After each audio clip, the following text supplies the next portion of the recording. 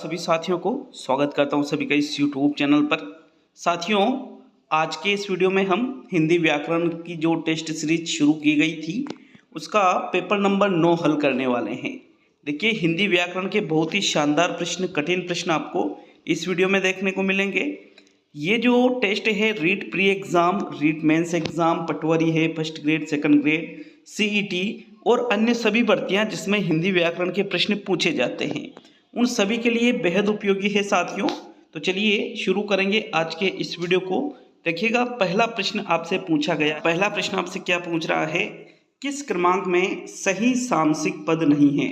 सही सामसिक पद में जिसमें आपको नहीं दिखे वो आपका आंसर होगा इस प्रश्न का। पहला विकल्प है गति के अनुसार, यथागति। दूसरा है पल पल, प्रतिपल। तीसरा है तीन लोकों का समाहार, त्रिलोक। और चौथा है 6 है माताएं जिसके वह षटमास। तो देखो, अधिकतर आज के इस वीडियो में मैंने संधि के ज़्यादा प्रश्न लिए हैं, समास के ज़्यादा प्रश्न लिए हैं, विलोम के भी प्रश्न हैं, प्रत्युपसर्ग के भी प्रश्न हैं और एकल शब्द भी है, लेकिन ज़्यादातर प्रश्न मैंने यहाँ संधि समास से लिए साथियों। तो देखो, पहला प्रश्न अगर देखें इसका सही आंसर, तो इसका सही आंसर रहेगा चौथा विकल्प, क्योंकि षटमास का तो 6 माहों का समाहार कहलाएगा। ठीक है, षटमास। अब 6 है माताएं जिसके उसको हम षटमास नहीं कहेंगे। बाकी यथागति का समास विग्रह गति के अनुसार होता है, प्रतिपल का समास विग्रह पल पल होता है, तीन लोकों का समाहार त्रिलोक कहलाता है, लेकिन ये चौथा विकल्प गलत है। तो पहले प्रश्न का चौथा विकल्प आपका आंसर होगा मित्रों। प्रश्न संख्या 2 की ओर बढ़ेंगे। देखो, पिछले 10-12 दिनों से कोई वीडियो नहीं डाल पाया था। अभी निर्वाचन विभाग में ड्यूटी लगी हुई थी, तो चुनाव संपन्न हो चुके हैं।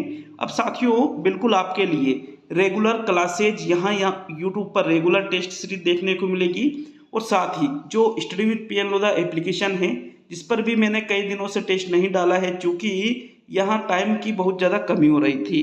तो एप्लीकेशन पर भी आपको जो रीट प्री का कोर्स चला रखा है उसमें भी आपको रेगुलर टेस्ट देखने को मिल जाएंगे, लेवल 1 के लिए और लेवल 2 के लिए भी। तो देखो, दूसरा प्रश्न है किस क्रम में करण तत्पुरुष समास नहीं है? ईश्वर प्रदत्त, ग्रहागत, हस्तलिखित और भूखमरा। तो देखो, करण तत्पुरुष समास, कर्ता ने कर्म को करण से अथवा के द्वारा, इसका क्या है? कारक चिन्ह है, से अथवा के द्वारा। तो अगर हम समास विग्रह करें, ईश्वर प्रदत्त, ईश्वर के द्वारा प्रदत्त करण तत्पुरुष का उदाहरण है हस्तलिखित, हस्त से लिखित या हाथों से लिखित, ये भी करण तत्पुरुष का उदाहरण है। भूख मरा, भूख से मरा, बिल्कुल ये भी करण तत्पुरुष है। लेकिन ग्रहागत, ग्रह को आगत, यहाँ ये जो है करण तत्पुरुष का उदाहरण नहीं है साथियों। तो दूसरे प्रश्न में दूसरा विकल्प आपका आंसर होगा। नेक्स्ट प्रश्न संख्या 3 की ओर बढ़ते हैं। तीसरा प्रश्न है गीतांजलि शब्द में कौन सी संधि है? गीत प्लस अंजलि, गीत प्लस अंजलि, गीता प्लस अंजलि और गीता प्लस अंजलि। तो देखो, यहाँ सेम आवाज आ रही है, लेकिन अंजलि में यहाँ गीत प्लस अंजलि में छोटी ई की मात्रा है, यहाँ बड़ी की। यहाँ गीता प्लस अंजलि में वापस छोटी ई और बड़ी ई। तो अब यहाँ पर आपको इसका सही संधि विच्छेद देखना है प्रश्न संख्या 3 में। तीसरे प्रश्न का आंसर देखें मित्रों, गीतांजलि का जो संधि विच्छेद होता है वो होता है गीत प्लस अंजलि, गीता प्लस अंजलि नहीं होता है। और अंजलि जो है ये इसमें जो ल है इसमें साथियों छोटी, ऊपर ही लिखा हुआ है गीतांजलि में, तो ये गीत प्लस अंजलि पहला जो विकल्प है ये इसका सही आंसर है। प्रश्न संख्या 3 का पहला विकल्प आपका आंसर होगा। प्रश्न संख्या 4 की ओर बढ़ते हैं। चौथा प्रश्न है वार्तालाप शब्द का संधि विच्छेद क्या होगा? वार्ता प्लस आलाप, वार्ता प्लस अलाप, वार्त प्लस अलाप और वार्त प्लस आलाप। तो देखो, वार्तालाप जो शब्द है इसमें है आपके दीर्घ संधि। कौन सी संधि है? दीर्घ संधि, जो स्वर संधि का ही एक भेद है। और इसका जो संधि विच्छेद होता है वार्तालाप का, इसका होता है वार्ता प्लस आलाप बराबर शब्द क्या बन जाता है? वार्तालाप। दीर्घ संधि का ये उदाहरण है। तो प्रश्न संख्या 4 में भी आपके पहला ही विकल्प सही है। नेक्स्ट 5वें प्रश्न की ओर बढ़ेंगे। प्रश्न संख्या 5 है गुड़ाकेश। गुड़ाकेश का मतलब शिव होता है। शब्द में कौन सी संधि है? गुड़ प्लस केश, गड़ा के प्लस शे, गुड़ा का प्लस ईश और गुड़ा प्लस केश। तो देखो गुणाकेश, गुणाकेश का अगर हम संधि विच्छेद करके देखें तो गुणाकेश का जो संधि विच्छेद होता है वो होगा गुणाका प्लस ईश। क्या होगा साथियों? गुणाका प्लस ईश बराबर शब्द क्या बनेगा? गुणाकेश। विकल्प नंबर 3 आपके प्रश्न संख्या 5 का सही आंसर है साथियों। प्रश्न संख्या 6 की ओर बढ़ते हैं। छठा जो प्रश्न है इसमें भी मैंने क्या कहा था, अधिकतर प्रश्न आपको संधि समास दोनों टॉपिक से देखने को मिलेंगे। बाकी उपसर्ग प्रत्यय विलोम वगैरह पर्यायवाची एकल शब्द इनके भी कुछ कुछ प्रश्न मैंने इसमें डाले हैं। देखो छठा प्रश्न है, इनमें से कौन सी संधि गलत है?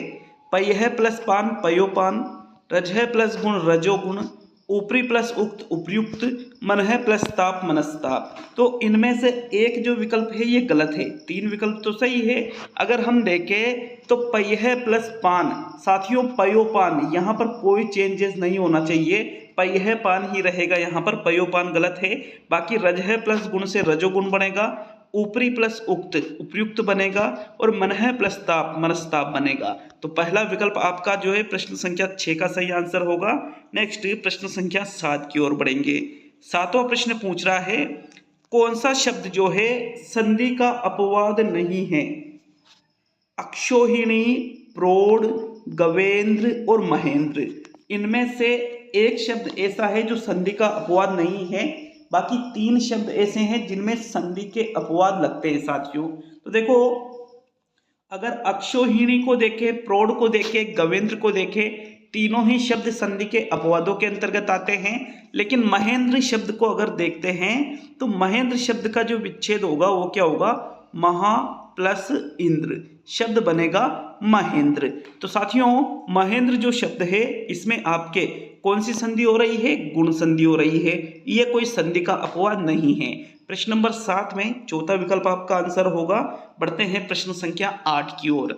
8वां प्रश्न है, किस शब्द में अध उपसर्ग नहीं लगा हुआ है? अधर्म, अधमरा, अधपका और अधजला। तो जिस विकल्प में अध उपसर्ग नहीं लगा हुआ है वो विकल्प आपको 8वें प्रश्न में देखना है। देखिए अध प्लस जला, अध जला, अध उपसर्ग है। अध प्लस पका, अध पका, इसमें भी अध उपसर्ग है। फिर अध प्लस मरा, अध मरा, इसमें भी अध उपसर्ग है।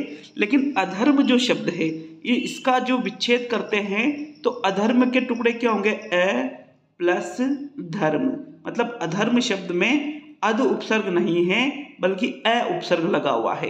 यही आपसे पूछा गया था प्रश्न में। तो प्रश्न संख्या 8 में अधर्म जो शब्द है इसमें अध उपसर्ग नहीं है बल्कि अ उपसर्ग है। तो 8वें प्रश्न का पहला विकल्प सही रहेगा। नेक्स्ट प्रश्न संख्या 9 की ओर बढ़ते हैं। साथियों 9वां प्रश्न पूछ रहा है, उज्ज्वल में कौन सा उपसर्ग लगा हुआ है? उ, उद, उन और उत। तो देखो उज्ज्वल जो शब्द है विच्छेद करते हैं उज्ज्वल का, तो उज्ज्वल का होगा उत प्लस ज्वल। क्या? उत प्लस ज्वल बराबर शब्द क्या बनेगा? उज्ज्वल। तो इसमें द तो पूरा आ रहा है तो द पूरा तो रहेगा नहीं, इसलिए गलत हो जाता है। अब ओनली जो चौथा विकल्प है वही आपके प्रश्न संख्या 9 का सही आंसर है भाई। तो 9वें प्रश्न में आपके चौथा विकल्प सही है साथियों। नेक्स्ट प्रश्न संख्या 10 की ओर बढ़ेंगे। 10वां प्रश्न पूछ रहा है, संयुक्त क्रिया का उदाहरण है। संयुक्त क्रिया का उदाहरण पूछा गया है। रस्सी जल गई, सीता पढ़ रही है, तुम प्रतिदिन पढ़ने आया करो और बच्चा सोता है। तो इनमें से संयुक्त क्रिया का उदाहरण कौन से विकल्प में दे रखा है? प्रश्न संख्या 10 का आंसर देख लेते हैं मित्रों। संयुक्त क्रिया का उदाहरण कौन से विकल्प में है? तीसरे विकल्प में। तुम प्रतिदिन पढ़ने आया करो, आया करो, ठीक है। तो साथियों यहाँ पर पढ़ने आया करो ये एक संयुक्त क्रिया का उदाहरण है। तीसरा विकल्प 10वें प्रश्न का सही आंसर है। बढ़ेंगे अब हम प्रश्न संख्या 11 की ओर। अच्छा लगे वीडियो को लाइक करिएगा साथियों। 11वां प्रश्न है, महात्म्य शब्द है क्रिया, जातिवाचक, व्यक्तिवाचक या भाववाचक। आजकल आपने देखा होगा कि अधिकतर जो स्टूडेंट है लगभग तैयारी सभी ने छोड़ रखी है, लेकिन चुनाव संपन्न हो चुके हैं, अब भर्तियां वापस आना स्टार्ट हो जाएगी। और अभी से यदि आप तैयारी करते हो तो निश्चित रूप से जो आपके कंपटीशन रहेगा उसमें सिलेक्शन होने के जो चांसेज है वो बहुत ज़्यादा बढ़ जाते हैं मित्रों। लास्ट में हम तैयारी करते हैं तो यही दिक्कत होती है, फिर सही तरीके से तैयारी नहीं हो पाती है। तो देखो 11वें प्रश्न का आंसर है महात्म्य शब्द क्या है? एक भाववाचक संज्ञा शब्द है। क्या है? एक ये भाववाचक संज्ञा शब्द। महात्मा शब्द में महात्मा जो शब्द है इसमें जब हम ये प्रत्यय लगाते हैं, भाई महात्मा शब्द तो क्या है, एक जातिवाचक संज्ञा, लेकिन इसमें जब ये प्रत्यय लगाते हैं तो शब्द बन जाता है महात्म्य, और इसमें कौन सी संज्ञा हो जाती है, भाववाचक संज्ञा हो जाती है। 11वें प्रश्न का चौथा विकल्प आपके आंसर है। बढ़ते हैं अब हम प्रश्न संख्या 12 की ओर। तो 12वां प्रश्न पूछ रहा है, मधुर विशेषण से बनी भाववाचक संज्ञा है माधुर्य, मधुरिमा, माधुरी और माधुर्यता। तो मधुर शब्द एक विशेषण शब्द है। यदि हम मधुर शब्द में ये प्रत्यय लगाते हैं तो शब्द बन जाएगा माधुर्य, ठीक है। और माधुर्य शब्द एक भाववाचक संज्ञा है। अब आपके माइंड में अगर ऐसी बात आ रही है कि भाई माधुर्यता भी तो होना चाहिए, तो ऐसा नहीं होगा, क्योंकि माधुर्यता शब्द गलत है। या तो मधुरता शब्द होता है या माधुर्य होता है, माधुर्यता जैसा कोई शब्द नहीं होता है। ये और ता भाववाचक प्रत्यय है, ये दोनों एक साथ नहीं जुड़ते हैं साथियों। तो प्रश्न संख्या 12 में पहला विकल्प आपका आंसर है। नेक्स्ट प्रश्न संख्या 13 की ओर बढ़ेंगे। 13वें प्रश्न में पूछा गया है, विद्वान विशेषण से बनी भाववाचक संज्ञा है विदुषी, विद्वानता, विद्वता या वरदान। तो देखो विद्वान क्या है, एक विशेषण शब्द है। अब इससे भाववाचक संज्ञा यदि हमें बनाना है तो मित्रों विद्वान शब्द में यदि हम ता प्रत्यय लगाते हैं तो यहाँ पर कौन सा शब्द बनेगा, विद्वानता नहीं बनेगा, क्योंकि शब्द होता है विद्वता, विद्वानता शब्द गलत है। प्रश्न संख्या 13 में तीसरा विकल्प आपका आंसर होगा। नेक्स्ट प्रश्न संख्या 14 की ओर बढ़ेंगे। तो देखिएगा 14वें प्रश्न को, इनमें से कौन सा शब्द स्त्रीलिंग नहीं है। जो स्त्रीलिंग नहीं है उसका चुनाव करना है। शाम, रात, कलेवा और आंखें। 3 शब्द स्त्रीलिंग शब्द है, एक शब्द है जो पुल्लिंग है। तो आंखें भी स्त्रीलिंग है, रात भी स्त्रीलिंग है, शाम शब्द भी स्त्रीलिंग है। लेकिन कलेवा जो शब्द है ये स्त्रीलिंग नहीं है, बल्कि कलेवा शब्द क्या है, एक पुल्लिंग शब्द है। तो प्रश्न नंबर 14 में आपके जो तीसरा विकल्प है कलेवा वाला, ये आपका आंसर है। 14वें प्रश्न का तीसरा विकल्प आंसर होगा यहाँ पर भी। नेक्स्ट बढ़ते हैं अब हम प्रश्न संख्या 15 की ओर। 15वां प्रश्न पूछ रहा है, टोटल प्रश्नों की संख्या यहाँ 30 रखी गई है।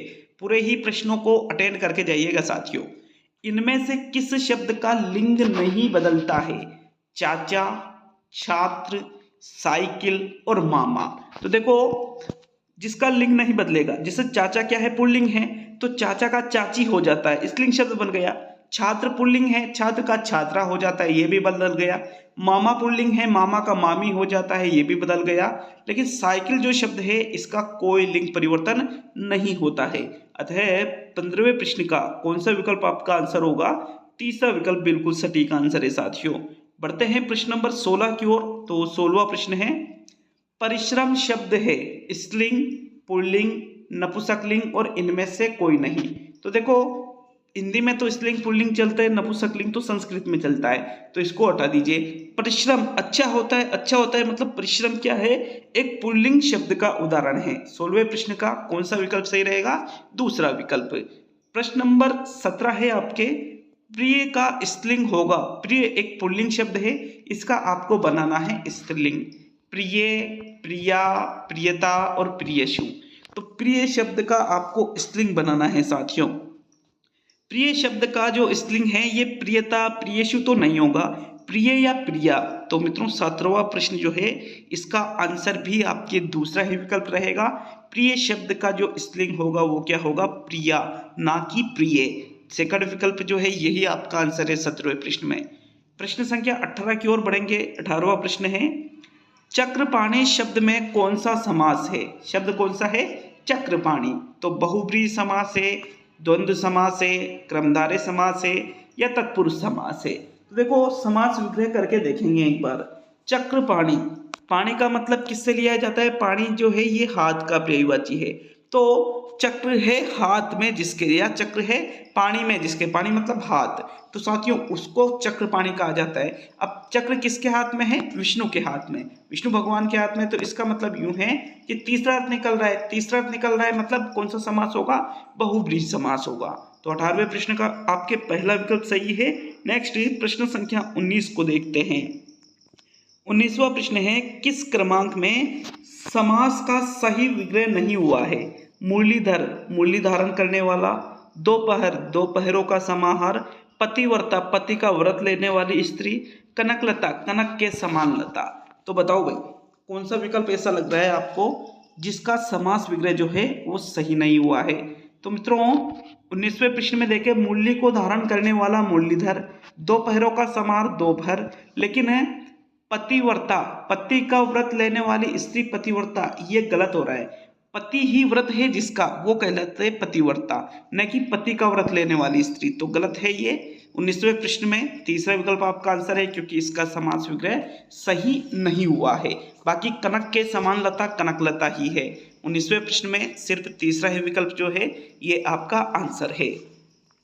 नेक्स्ट 20वें प्रश्न की ओर बढ़ेंगे। प्रश्न नंबर 20 है, दयाद्र शब्द में प्रयुक्त समास है कर्म तत्पुरुष, करण तत्पुरुष, संप्रदान तत्पुरुष या संबंध तत्पुरुष। तो दयाद्र, मित्रों दयाद्र का जो विच्छेद है वो होता है दया से आद्र। तो कर्ता ने कर्म को करण से मतलब करण तत्पुरुष का उदाहरण है। फिर ये दयाद्र का समास विग्रह दया से आद्र होगा, और से जो कारक चिन्ह है ये करण तत्पुरुष का होता है। तो दूसरा विकल्प जो है 20वें प्रश्न का आंसर है। नेक्स्ट 21 की ओर बढ़ेंगे। 21वां प्रश्न पूछ रहा है, निम्न में से किसकी संधि सही नहीं हो रही है?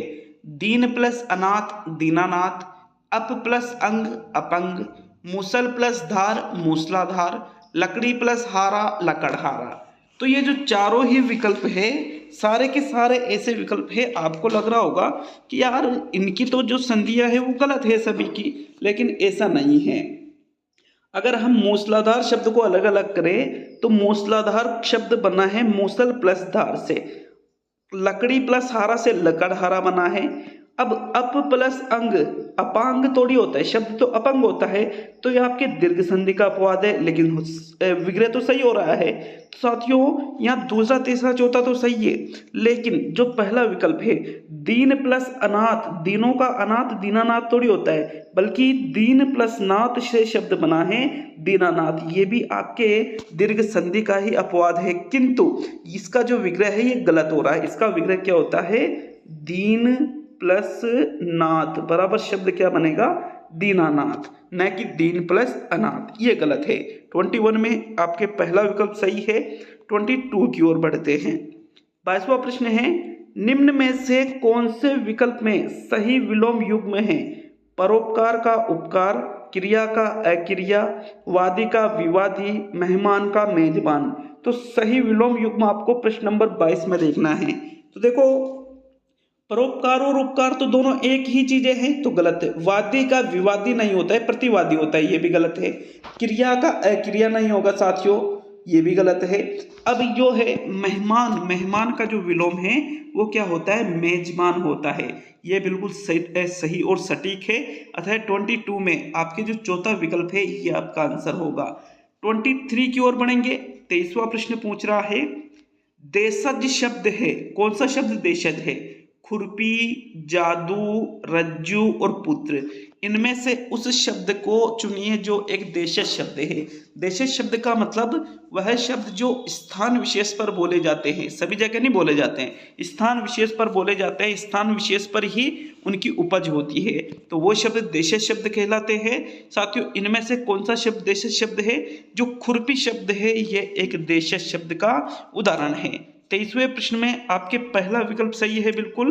नेक्स्ट बढ़ेंगे अब हम 24 की तरफ। तो देखिएगा 24वें प्रश्न को, अहोरात्र शब्द का सही संधि विच्छेद होगा अहा प्लस रात्र, अहो प्लस रात्र, अहन प्लस रात्र, अहा प्लस रात्रि। तो देखो एक नियम चलता है, अहन की संधि भी इसको आप कह सकते हो, और अहोरात्र जो है इसका जो संधि विच्छेद यदि हम करके देखें तो इसका संधि विच्छेद होता है साथियों अहन प्लस रात्र बराबर शब्द क्या बनेगा? अहोरात्र। तीसरा विकल्प आपके 24 का सही आंसर है। नेक्स्ट 25 की ओर बढ़ते हैं। 25वां प्रश्न है, कौन सा क्रम सही प्रतीत होता है? परम प्लस तु परंतु, वांग प्लस में वांग में, भाट प्लस मुख भाट मुख, सद प्लस वेग सदवेग। तो देखो अगर हम देखें कि कौन सा क्रम सही प्रतीत होता है। 3 क्रम तो गलत है, एक ही क्रम सही है। भाट प्लस मुख भाट मुख नहीं बनेगा, बल्कि भाण मुख बनेगा, आधा न लगेगा ट और मुंह के बीच में। वांग प्लस में वांग में नहीं होता है, वाक के भी आधा रहेगा, वाक प्लस मई बराबर शब्द बनेगा वांग में, ये भी गलत है। सम प्लस वेग सद प्लस वेग, सॉरी सद प्लस वेग सदवेग, तो इसमें कोई चेंजेस गलत है, ये भी बिल्कुल यहाँ सटीक आंसर है। प्रम प्लस तु बराबर शब्द क्या बनेगा, परंतु। तो 25 में आपके पहला विकल्प सही है। नेक्स्ट 26 की ओर बढ़ेंगे। 26वां प्रश्न है, मुक्तावली शब्द का संधि विच्छेद होगा। मुक्त प्लस अवली, मुक्ता प्लस आवली, मुक्ता प्लस अवली और मुक्त प्लस आवली।